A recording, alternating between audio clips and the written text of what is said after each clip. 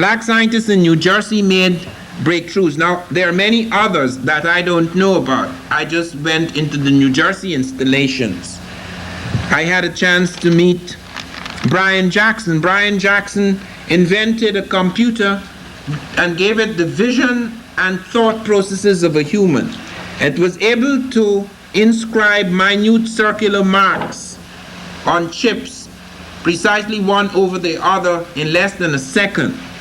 This it could do. No human being could do that. It gave it a vision that was superior to that of a human being looking through a microscope.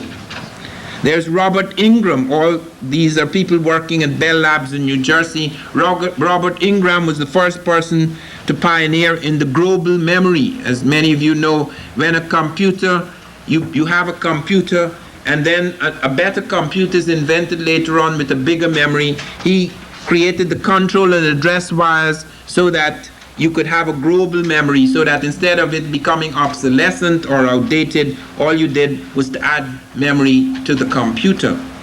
Then there's Bill Northover. Bill Northover has revolutionized our understanding of glass. He is the man who has made it possible to take glass and to stretch it from 4 feet to 6 miles, glass fiber. And you can now put information, you could code information on pulses of laser light and transport it through the core of strands of glass thin as human hair as a result of the work of Northover.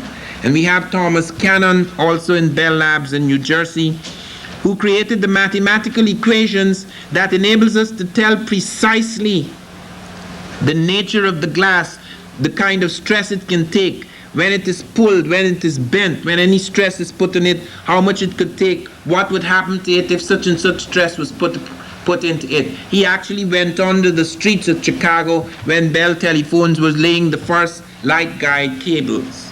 Then comes Al Richardson, who wrote the textbook on the laying of cables under the oceans.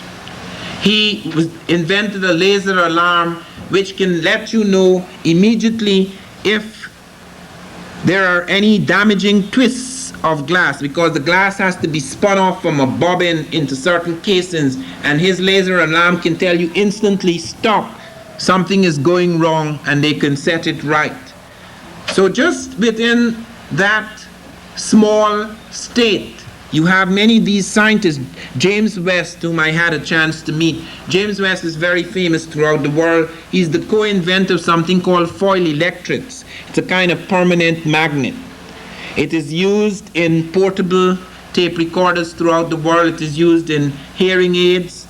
It is used in various things in which you can translate electrical energy. You can translate sound into electrical signals. And there's a marvelous picture of him in the Guinness Book of Records in the world's quietest room. He has little microphones. He's invented small, very small, like your thumb, stuck in his ear, almost like bits of rubber, very smaller than the thumb, in fact, and he could hear a pin drop in a vast area. But the most exciting thing, because many of these things like the Bell Lab experiments, I'm aware of them, but I don't fully understand how they operate. The thing that has always fascinated me most is space. And I had an opportunity in the early 1980s to go and spend some time at NASA to see what blacks were doing in space science.